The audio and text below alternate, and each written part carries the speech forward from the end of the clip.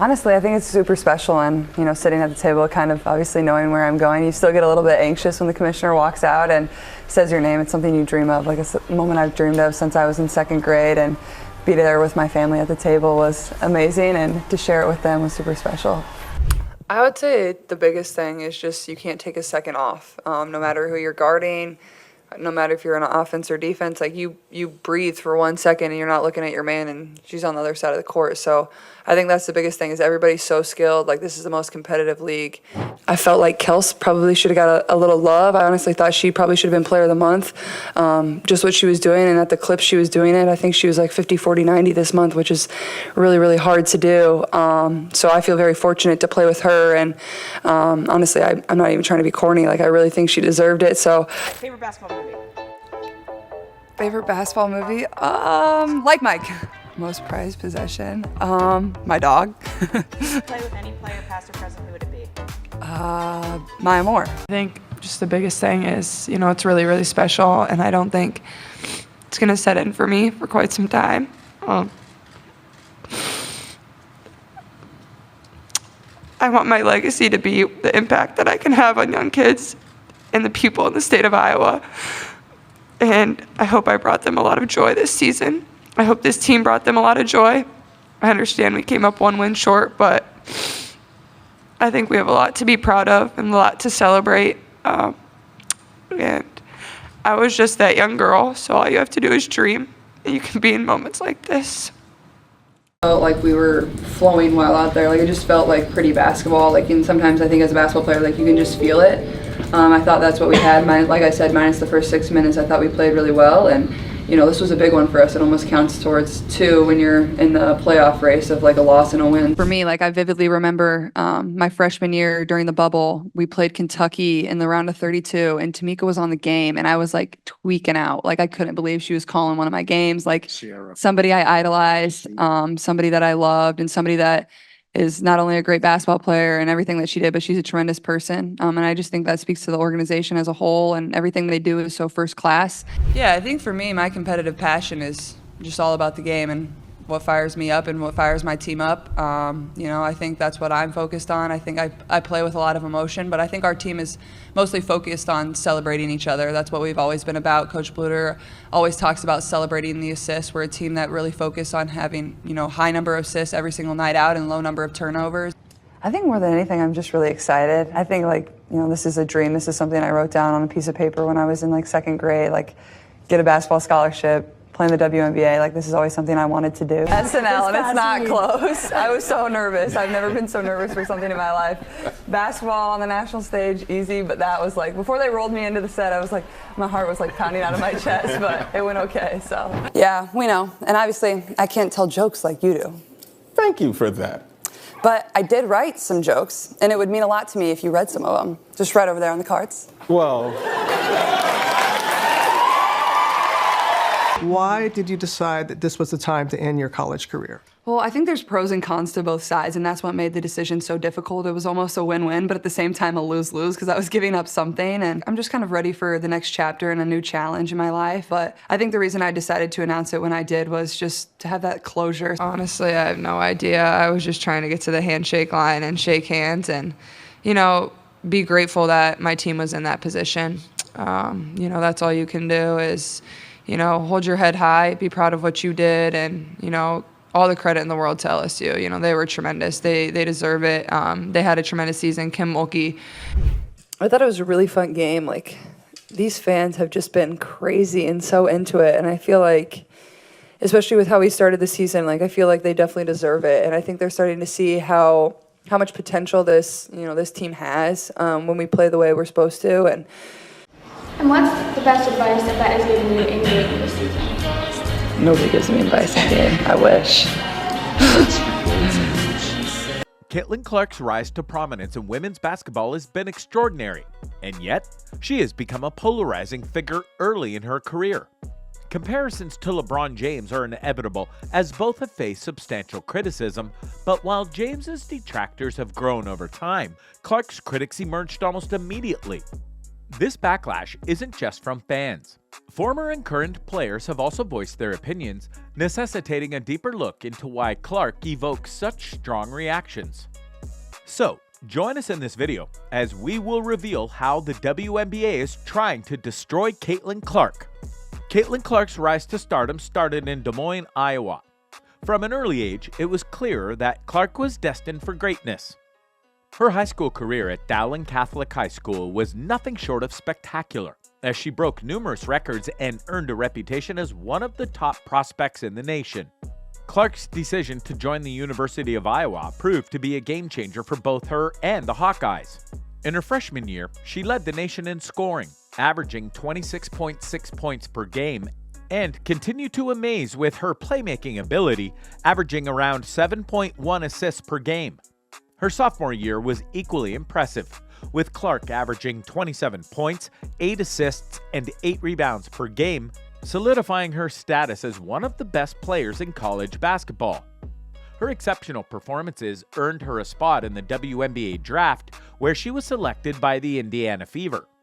Clark's transition to the professional league was seamless, as she averaged 17.1 points, 8.2 assists, and 5.8 rebounds per game in her rookie season, an unbelievable feat for a fresh-out-of-college rookie. Clark's impact on women's basketball is undeniable.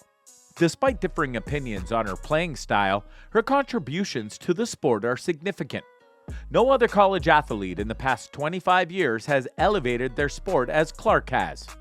Women's college basketball has reached new heights in popularity, largely due to her influence. Dawn Staley, a respected figure in the sport, hailed Clark as one of the greatest of all time after the national championship. However, not everyone is ready to accept this accolade. Notable legends of women's basketball have expressed mixed reactions to Clark's achievements. Sheryl Swoopes questioned the validity of her scoring record with incorrect claims. Diana Taurasi issued a caution about her future in the WNBA. Breanna Stewart suggested Clark needed a championship to cement her legacy, and Lynette Woodard downplayed Clark's scoring accomplishments by noticing differences in the era she played in. These responses from icons in the sport seem to nitpick rather than celebrate Clark's impact, despite Clark herself consistently acknowledging the contributions of those who came before her. So, why does Caitlin Clark face such disrespect? Is it about race, her perceived cockiness, or the belief that she's overrated? Let's see. Is it a race thing? It's hard to ignore the racial dynamics in play. The United States has a history of racial inequality, and this extends to sports. White athletes often receive privileges that black athletes do not. The underrepresentation and marginalization of African American women add another layer to the conversation about Clark's greatness. The legends she is compared to, and often placed ahead of, are predominantly African American, as are the leading players on the team she has faced in consecutive national championships. While Clark didn't ask to become the focal point of an online race debate, her excellence on the court has unfortunately made her one. Despite not speaking negatively about anyone, she has become a lightning rod in discussions about race on social media. The criticism she faces seems misplaced. She's being judged for factors beyond her control. We've all seen the social media discourse around Iowa's games against LSU and South Carolina. While it's important to celebrate black excellence, especially figures like Dawn Staley, evaluating Caitlin Clark should not be influenced by race. She is a Midwest white girl excelling in a sport dominated by black athletes, playing for a predominantly white school with mostly white teammates. However, it's crucial to recognize that she has always shown respect to her peers, including black stars like Angel Reese. When Reese was criticized for mimicking Clark's hand gesture during the national championship, Clark defended her, stating Reese did not deserve the backlash. So, is it because her name is in conversations with all-time greats?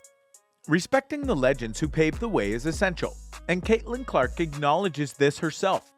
Greats like Maya Moore, Sheryl Swoopes, Lynette Woodard, Breanna Stewart, and Diana Taurasi have built a strong foundation for women's basketball. However, foundations are meant to be built upon, and Clark is doing just that. Her talent is unprecedented, and she's posting numbers we've never even seen before, all while playing with arguably less talent around her than many of these legends did. Iowa is no mid-major. They attract top 100 talent. However, compared to the powerhouses like UConn, LSU, and South Carolina, there's a significant gap in recruiting strength. Clark hasn't won a championship, but context matters. If she played for UConn or South Carolina, she'd likely have a ring by now. Yet, she has almost single-handedly carried Iowa to the championship game in consecutive years. Her greatness is undeniable, as she has shattered nearly every scoring record in the sport. It's frustrating to see legends like Cheryl Swoops, Lynette Woodard, Diana Taurasi, and Breanna Stewart not fully embrace Clark's accomplishments. When someone new starts breaking records and being compared to the icons of the past, it's natural for there to be resistance. This is similar to LeBron James entering the GOAT conversation, surpassing the likes of Kobe Bryant, Magic Johnson, and Larry Bird to be considered alongside Michael Jordan. New names challenging the established order often lead to uncomfortable conversations and, sometimes, excessive criticism. Do people think she's too cocky? Honestly, I don't think Clark is cocky enough. Angel Reese is undeniably cocky, and she's earned it with her stellar college career and delivering LSU's first national title. Reese's dynamic personality adds entertainment value to the game. If Clark were as cocky as Reese, it would be well-deserved. From what we see, Clark doesn't boast much at all. Trust me, if I had her skills, I'd be unbearable on the court and online. We celebrate Steph Curry's shimmies and Kobe Bryant and Michael Jordan's killer mentalities and trash talk. We even praise Anthony Edwards for his competitive fire, comparing him to MJ. The same fans who criticize players for being too friendly should appreciate Clark's confidence and on-court gestures. Her competitiveness is what we admire, and she has earned the right to do her talking because she backs it up with her performance. Is it because you think she's overrated or overhyped? Calling Caitlin Clark overrated seems unfounded when considering her recent stats, averaging 17.1 points, 5.8 rebounds, and 8.2 assists per game while being the focal point of every defense. She's a talent unparalleled in the women's game and has brought unprecedented attention to the sport. Don Staley, a respected authority, declared her one of the greatest ever. The record-breaking TV ratings for games involving Clark further show her impact on the sport. While she hasn't secured a championship, that shouldn't detract from her on-court achievements and contributions to the game. Consider her performance in the national championship game against an undefeated South Carolina team where she scored 18 points in the first quarter. Instead of her celebrating her remarkable play, many focused on alleged referee favoritism towards Iowa. This tendency to undermine rather than uplift her achievements is perplexing. Clark is appropriately rated. Whether she's deemed the GOAT is subjective, but she has earned her place in that conversation.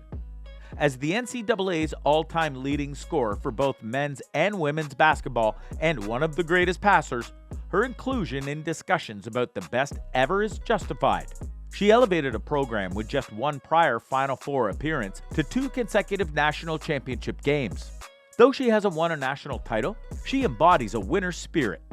Her accomplishments are significant, defeating an undefeated South Carolina team in the Final Four, avenging a loss to LSU to advance to this year's Final Four, and besting Paige Buchers to reach the national championship this season.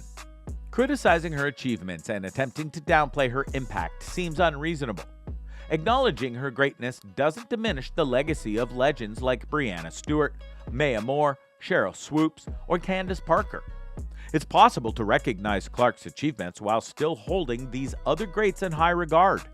Caitlin Clark's journey in women's basketball has just been a story of exceptional talent, significant impact, polarizing perception, and unwarranted criticism. While she faces scrutiny and resistance, her contributions to the sport are undeniable. The criticism she faces, from former and current players to social media debates, often overshadows her achievements.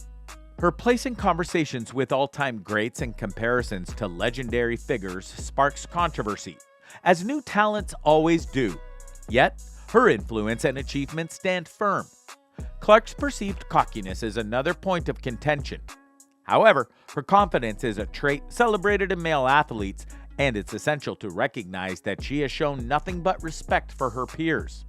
The backlash she faces is often misplaced, rooted in factors beyond her control, like race and her immediate success. Clark is a generational talent who has reshaped women's basketball, and it's essential to appreciate her for her remarkable impact on the game. What do you think of the criticism she is facing? Does Clark deserve what's coming her way, or is it just an unwarranted hate towards her glorious start to life in the WNBA? Let us know your thoughts down in the comment section.